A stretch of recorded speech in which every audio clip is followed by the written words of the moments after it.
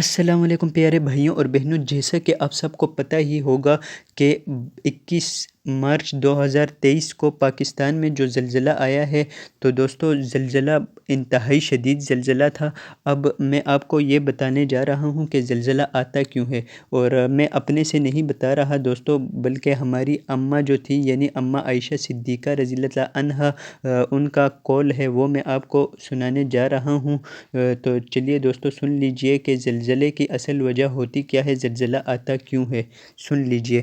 حضرت عائشہ صدیقہ رضی اللہ عنہا سے کسی نے پوچھا زلزلے کیوں آتے ہیں؟ امی عائشہ صدیقہ رضی اللہ عنہا نے فرمایا کہ جب عورتیں غیر محرم مردوں کے سامنے ننگی ہونے میں جھجک محسوس نہ کریں، یعنی زنا عام ہو جائے، جب عورتیں غیر مردوں کے لیے خوشبو استعمال کریں، جب شراب اور موسیقی عام ہو جائے تو زلزلے کی توقع رکھنا۔